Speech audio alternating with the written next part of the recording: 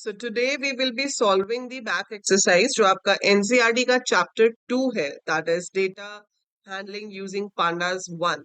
तो इसका हमने up till 8th question किया था पिछली क्लास में, जो कि सीरीज से रिलेटेड क्वेश्चंस थे. अब 9th क्वेश्चन ऑनवर्ड्स जो है वो आपके डेटा फ्रेम से रिलेटेड क्वेश्चंस हैं जो हम आज कवर अप करेंगे, right? So here is our question number 9, जिसमें आपको बोला गया है कि आपको एक डेटा फ्रेम क्रिएट करना है. So create the following data frame sales containing year wise sales figures for 5 salesperson in INR. ठीक है, use the year as column labels and sale person name as row labels.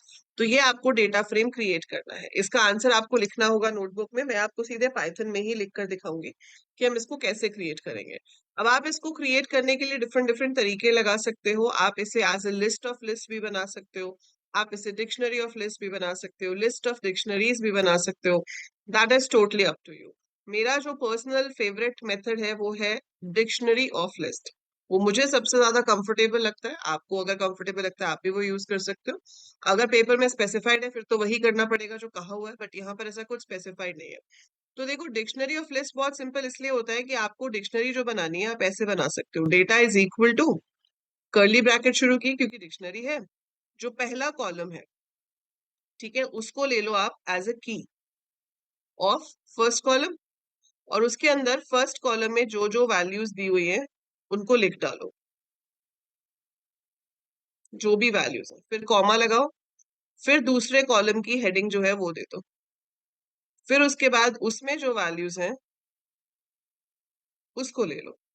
ठीक है, इस वाले method से फायदा क्या हो जाता है कि कॉलम हेडिंग्स अलग से नहीं देनी पड़ती. तो कॉलम हेडिंग्स वो अपने आप ले लेता है, आपको सिर्फ रो लेबल्स देने होंगे. जबकि अगर आप लिस्ट ऑफ लिस्ट से बनाते तो आप यहाँ पर नेस्टेड लिस्ट बनाते, एक स्क्वायर ब्रैकेट यहाँ लगती, ये ऐसे आ जाता, फिर कॉमा देकर फिर एक स्क्वायर ब्रैकेट यहाँ लगती, फिर ये ऐसे आ जाता. इसमें हमें रो इंडेक्स भी देने पड़ते और कॉलम इंडेक्स भी देने पड़ते. सो आपको जो मेथड सही लगे आप यूज कर सकते हो, बट फिक्स वन कि ये आप बहुत 100% कॉन्फिडेंस से लिख सकते हो, पर आने आपको सारे चाहिए. सो मैं आपको ये क्रिएट करके दिखाती हूँ यूजिंग डिक्शनरी वाला मेथड. तो उसके लिए हम चलते हैं अपनी IDLE पे. सबसे पहले आपको क्या करना होगा, इंपोर्ट पांडास एज PD. तो सबसे पहले हमें पांडा लाइब्रेरी को इंपोर्ट करना है. एज PD करना आपके पास चॉइस है, जरूरी नहीं है कि एज PD करना हो, पर ये कन्वेंशन है कि हम हमेशा करते ही हैं. So it's import pandas as PD. अब अपना जो डेटा है वो हम डिक्शनरी में ले लेते हैं. हमें यहाँ पर शुरू करना था 2014 से. सो 2014 आपका पहला आ गया, कोलन लगाया मैंने. कोलन लगा के लिस्ट में मुझे वैल्यूज देनी है 100.5, 150.8, 200.9, 30,000 और 40,000. कोई रिलेट नहीं कर रही है वैल्यूज, पर चलो जो भी है, कांट हेल्प इट. सो ये ले लिया मैंने 2014. फिर 2015. 2015 में है 12, 28, 22, 30, 45. 12,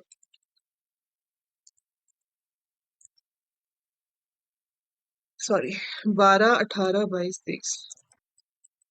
12, 18, 22, 30 और फिर क्या था, 45. Then it is 2016. 2016 में है 20, 50, 70. 20, 50, 70, 1 lakh, 1,25,000. फिर है 2017.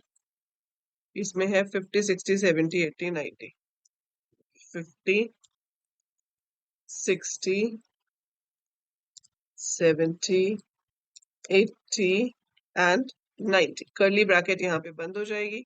एंटर प्रेस करेंगे. सो डिक्शनरी जो है वो क्रिएट हो गई. अभी डेटा फ्रेम नहीं बना है, अभी सिर्फ क्या बनी है, डिक्शनरी. सो अभी आपकी सिर्फ डिक्शनरी क्रिएट हुई है, data frame is yet not created. So data frame बनाने के लिए हम लिखेंगे df is equal to PD dot data frame. So PD क्योंकि मैंने पांडास का अलायंस दिया है, और डेटा फ्रेम का डी कैपिटल होगा, फ्रेम का एफ कैपिटल होगा। So DF is equal to PD dot data frame, bracket में मैंने अपनी डिक्शनरी का नाम दे दिया। मैं चाहूं तो रो इंडेक्स यहीं पर दे सकती हूँ, या फिर मैं पहले ऐसे भी कर सकती हूँ कि इतना बना लूं। अगर मैं इतना बनाती हूँ तो आप डेटा फ्रेम देखेंगे ये हमारे पास क्रिएट होके आ गया। कॉलम हेडिंग्स अपने आप से आ गई हैं, ठीक है, लेकिन जो रो लेबल्स हैं वो 0 1 2 3 4 आ रहे हैं। ये हमें नहीं चाहिए, हमें तो वो चाहिए जो क्वेश्चन में दिए हुए हैं। सो अगर आप टेबल मतलब अगर आप ये बनाते टाइम लिखते तो आप यहाँ पे लिख सकते थे। So you could have written over here, यहीं पर कॉमा देकर आप यहीं पर ही कॉमा देके लिख देते index is equal to values, ठीक है। पर हम यहाँ नहीं लिखना चाहते, हम देना चाहते हैं बाद में। तो अगर बाद में देना चाहते हो तो आप बाद में लिख सकते हो, df dot index is equal to Madhu Kusum. तो हम ये नाम है तो कोट्स में आएंगे, मधु कुसुम किंशुक, किंशुक अंकित, किंशुक अंकित, और फिर है श्रुति।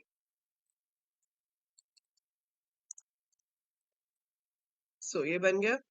अब अगर मैं आपका डेटा फ्रेम शो कराती हूँ, so this is exactly what we wanted, यही चाहिए था हमें। तो यही क्वेश्चन में कहा गया था कि इस डेटा फ्रेम को क्रिएट करो, use the years as column labels and sale person name as the row labels. So question number 9 का आंसर आपका क्रिएट हो गया है।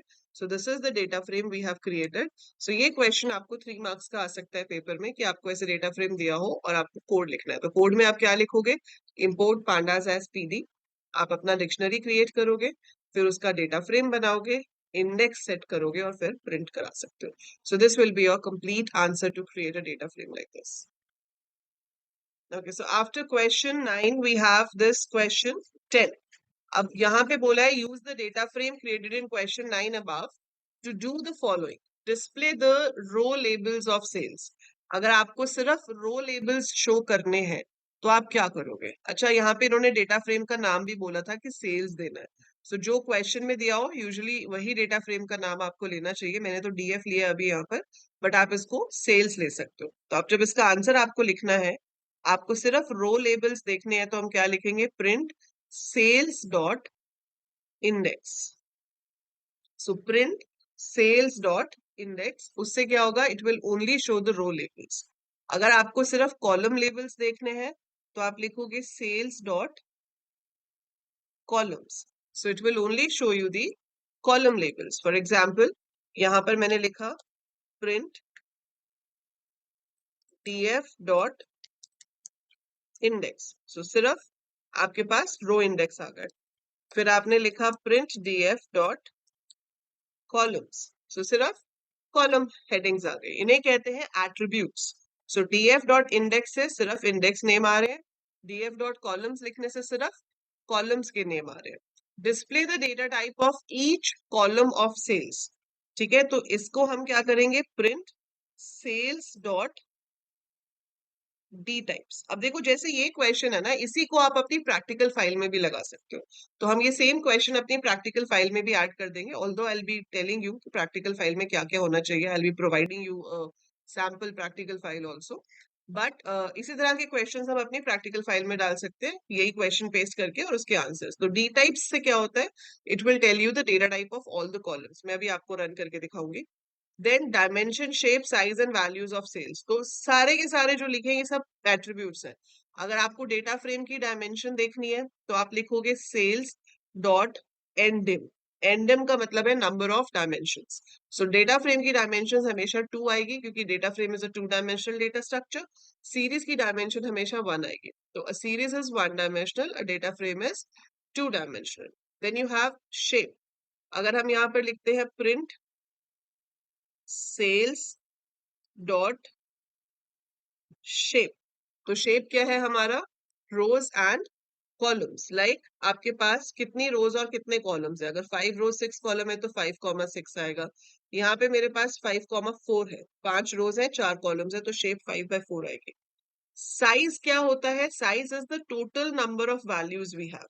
सो आप लिखोगे सेल्स डॉट साइज। साइज क्या होता है? Number of rows multiplied by number of columns.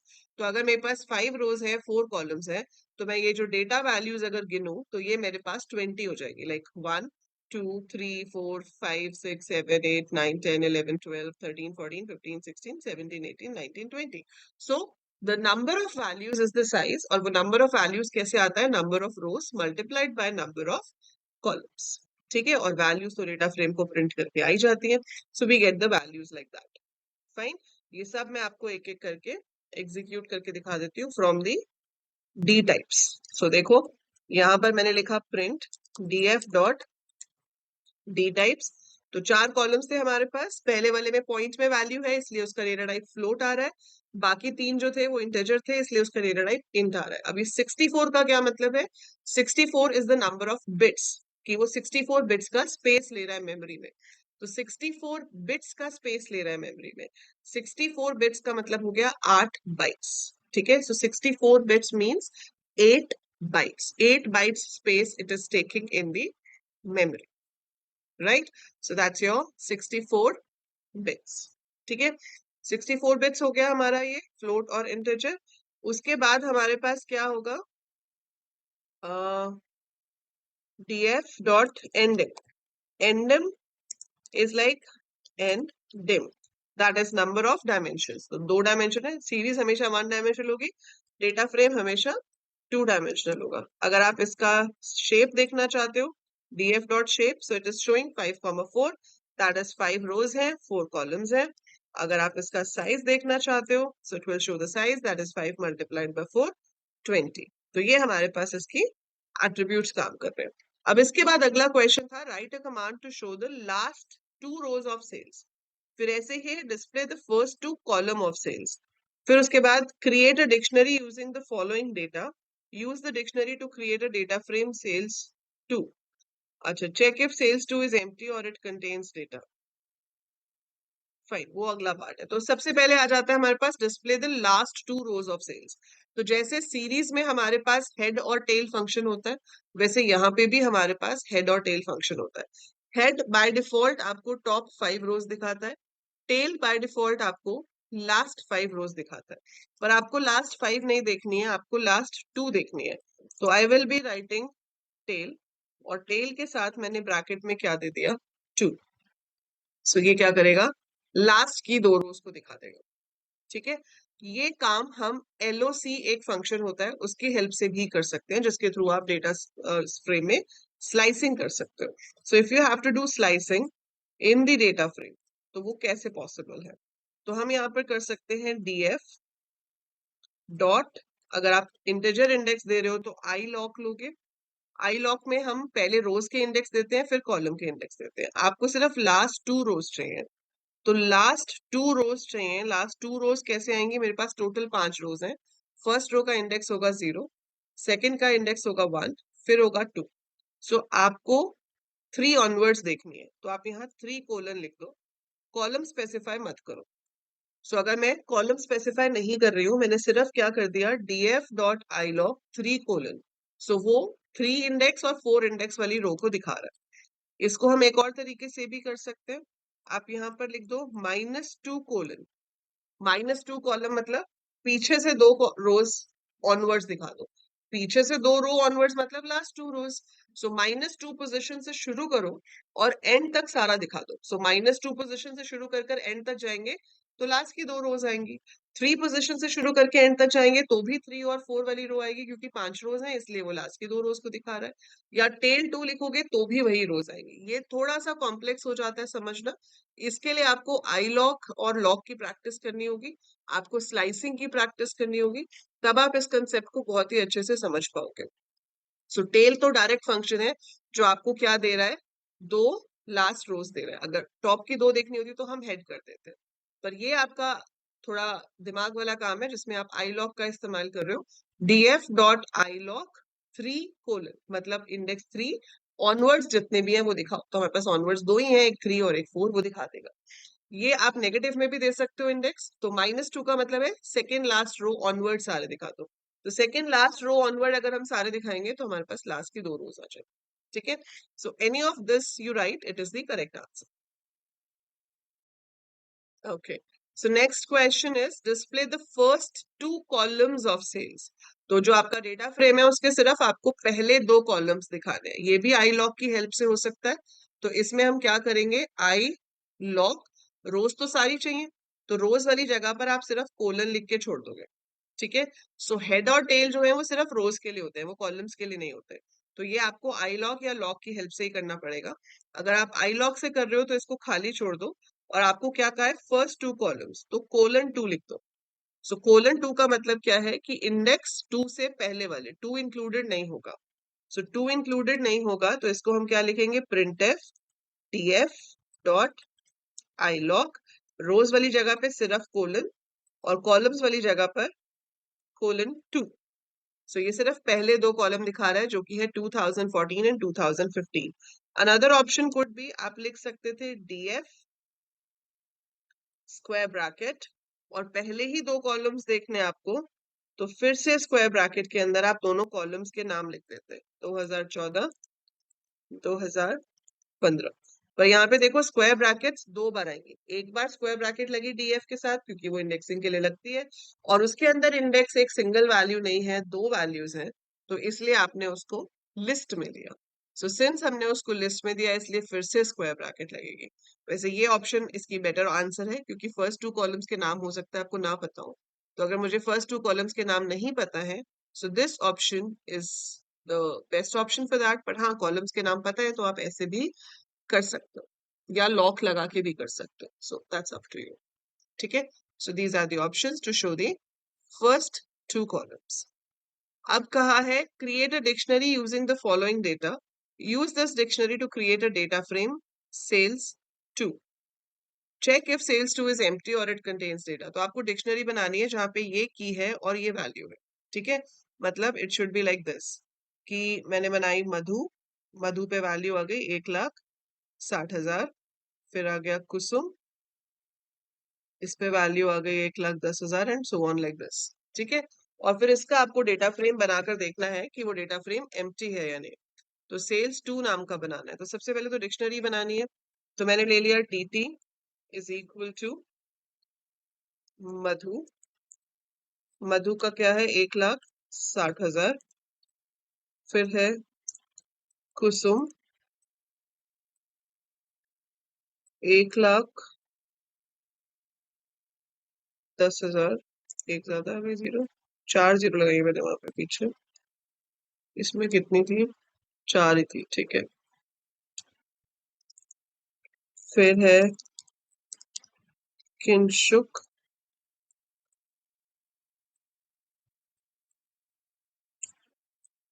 Kinshuk की है 5 के पीछे 5 जीरो. किंशुक के बाद है Ankit and Shruti.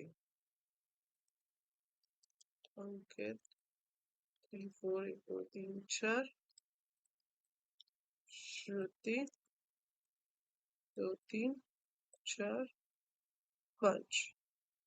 So this is your dictionary. इसका आपने डेटा फ्रेम बनाना है. Sales 2 is equal to PD dot data frame, और इसमें हमने अपनी डिक्शनरी को पास कर दिया. अरे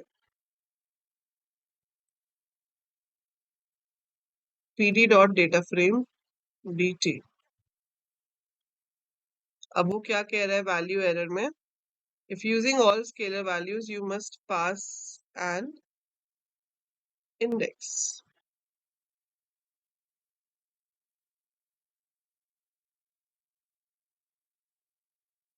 सो यहाँ पर मैंने लिया इसको sales 2 is equal to pd dot data frame bracket में dt comma dt dot keys. If I give like this, so it's created. अब हम यहाँ पर सेल्स 2 को प्रिंट करा लेते हैं.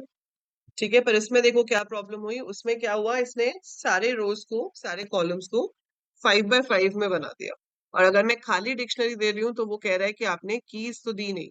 सो you have to give the keys also, क्योंकि जो मैंने दिए थे अपने कीज, उसको तो इसने कॉलम हेडिंग्स बना लिया। तो इसने मधु, कुसुम, किंशुक, अंकित और श्रुति को बना लिया कॉलम हेडिंग्स। तो मैंने इंडेक्स में ये दे दिया, इसलिए उसने उसको 5 बार रिपीट कर दिया। अगर मैं इंडेक्स में एक सिंगल वैल्यू दे देती तो वो सिंगल पे चल जाता। जैसे कि मैंने यहाँ पर अगर क्रिएट किया sales 2 is equal to pd dot data frame और यहाँ ब्रैकेट में dt comma index is equal to 0, बस ऐसे ही दे देते हम तो भी बन जाता, और तो आपका ऐसे बनता एक ही बार आता। ठीक है, सो ये बन जाता। Any how, so data frame is created. लेकिन अब हमें कहा है कि बताओ डेटा फ्रेम एम्प्टी है या नहीं, तो उसके लिए आपके पास एक कमांड होती है एम्प्टी। तो आप सेल्स 2 डॉट एम्प्टी लिखोगे, it will either give you true और फॉल्स। सो या तो आपके पास ट्रू आएगा या फॉल्स आएगा। अगर तो एम्प्टी होता तो ट्रू आता, पर ये एम्प्टी नहीं है इसलिए ये हमें फॉल्स दे रहा है। तो एम्प्टी इज द एट्रीब्यूट जो हमें ट्रू या फॉल्स रिटर्न करता है डिपेंडिंग अपॉन कि आपका डेटा फ्रेम एम्प्टी है या नहीं। अगर एम्प्टी है so it will give you true, और अगर एम्प्टी नहीं है it will give you false, जैसे कि यहाँ पर आया फॉल्स। ठीक है,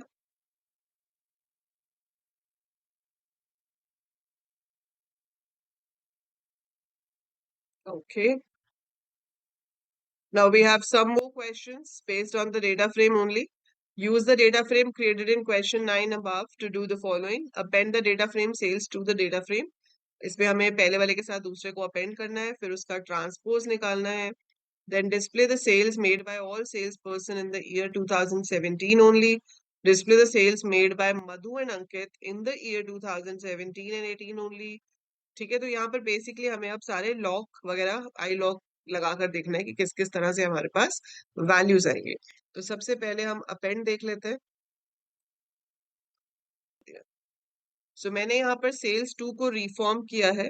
I have made it as a dictionary of dictionary, ताकि आपका ये इसी फॉर्मेट में आ जाए जिस फॉर्मेट में आपका डेटा फ्रेम था, अदरवाइज वो अपेंड नहीं करेगा। सो यहाँ पर भी अंकित, किंशुक, कुसुम, मधु, श्रुति जो है वो नेम्स हो गए, और 2018 जो है वो इसकी वैल्यूज हो गई। अब आप इसको अपेंड करना चाहते हो, तो आपने यहाँ पर लिखा रिजल्ट, या फिर सीधा मैंने लिख दिया df डॉट अपेंड ब्रैकेट में सेल्स 2। ठीक है, सो अपेंड के स्पेलिंग सही है हमारे।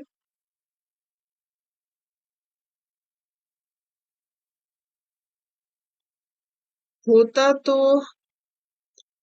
पहला वाला जो आपका कमांड है इसका आंसर तो अपेंड ही होगा। आप यहाँ पे लिखोगे सेल्स डॉट अपेंड और इसके पीछे सेल्स 2।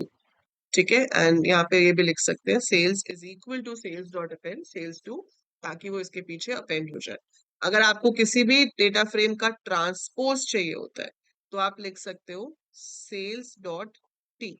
सेल्स डॉट टी का मतलब क्या है, गेट द ट्रांसपोज। अब ट्रांसपोज क्या होता है कि जो रोज है वो कॉलम्स बन जाती हैं और जो कॉलम्स है वो रोज बन जाते हैं। तो वो जो 2014-15 है वो रोज में आ जाएगा और जो नाम है वो सारे कॉलम्स में आ जाएंगे। So that will be the transpose.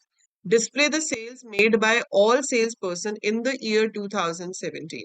तो आपको सिर्फ 2017 का डेटा देखना है, तो आप सिर्फ क्या लिख सकते हो, डेटा फ्रेम का नाम स्क्वायर ब्रैकेट में सिर्फ उस कॉलम का नाम जिसकी वैल्यूज आपको देखनी है। So this will be the answer for option C.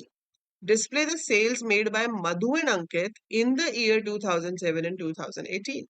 So आपको सिर्फ मधु और अंकित की देखनी है, तो सेल्स डॉट लॉक लगा देंगे। यहाँ पर पहले हम उन रो लेबल्स को दे देंगे जिनको हमें देखना है।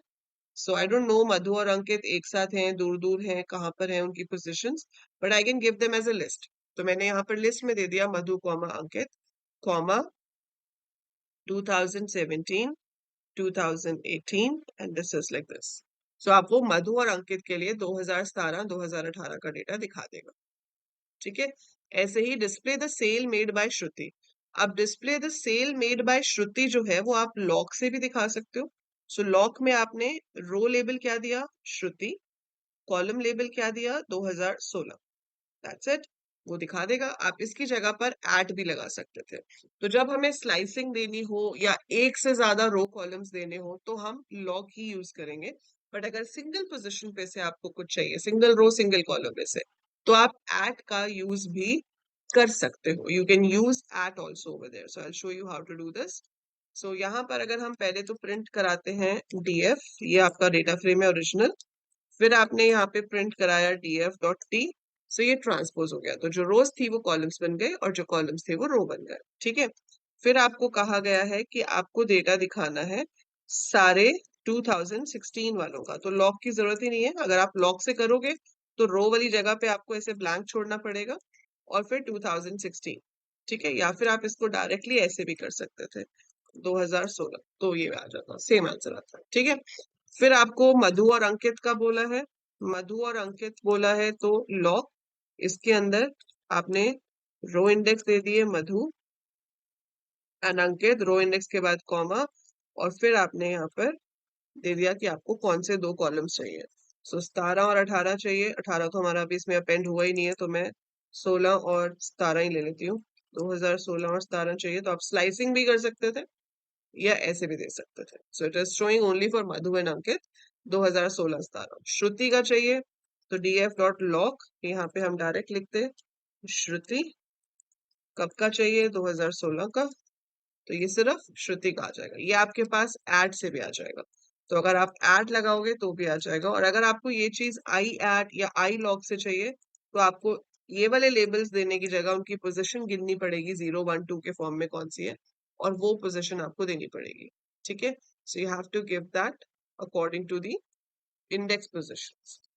अगला क्वेश्चन है add data to sales for salesman Sumit where the sales made are this in the year 2014, 15, 16, 17, 18 respectively।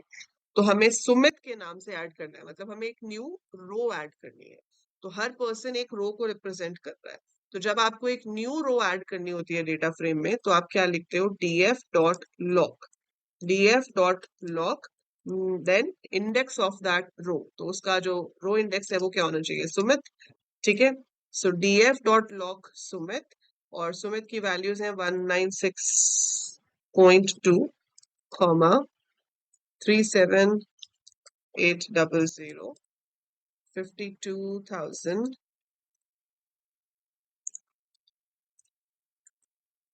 and we have 78 something 438। तो मैं 2018 का नहीं ले रही हूँ बिकॉज मेरे पास 5 ही कॉलम्स हैं।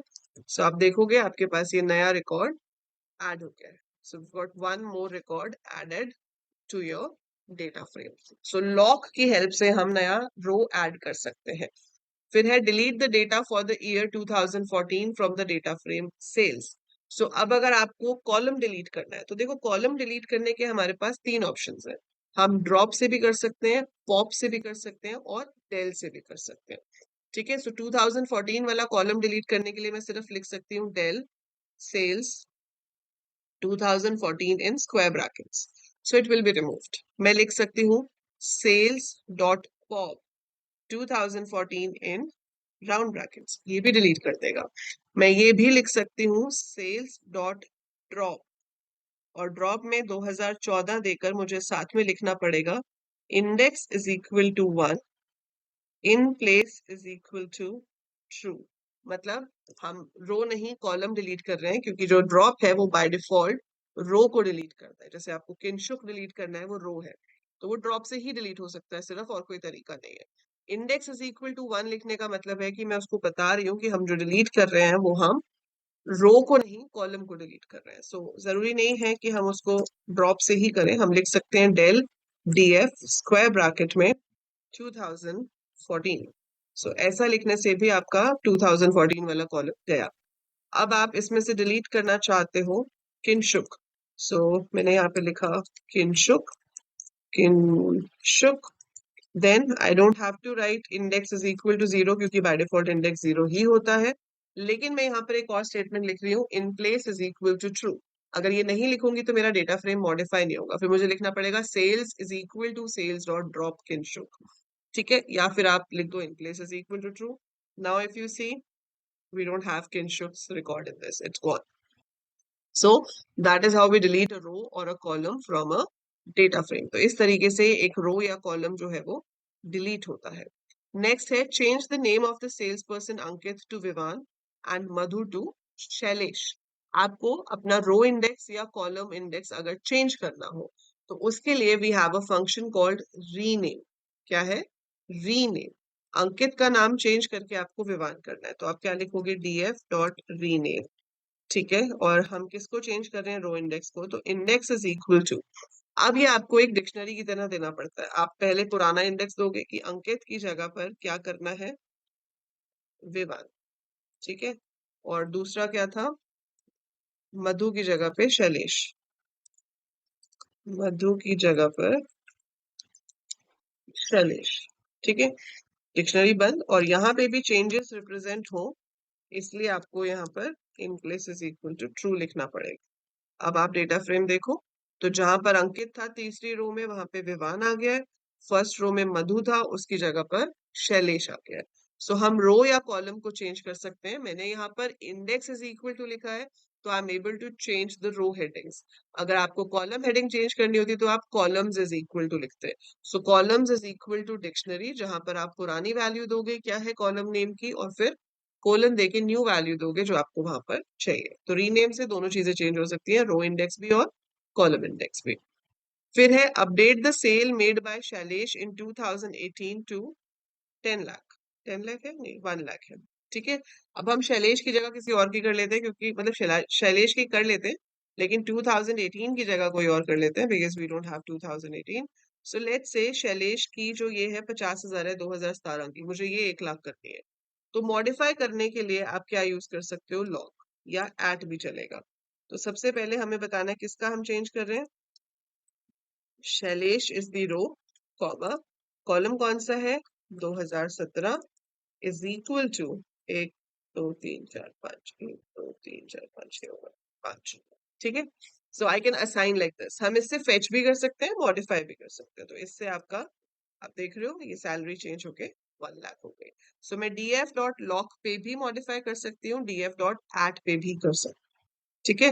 Right the values of data frame sales to a comma separated file sales figure dot csv on the disk, do not write the row labels and column labels. So आप row labels and column labels नहीं लिखना चाहते हो, तो उस case में आप इसको csv फाइल में कैसे राइट करोगे, डेटा फ्रेम के साथ एक फंक्शन होता है टू अंडरस्कोर csv, तो डेटा फ्रेम का नाम लिखेंगे डॉट टू अंडरस्कोर csv लिखेंगे। सो df dot two underscore csv, df dot two underscore csv, file का नाम दे देंगे कुछ भी, सेल्स डॉट csv, और आपको क्या चाहिए, index is equal to false, मतलब आप इंडेक्स नहीं लिखना चाहते हो।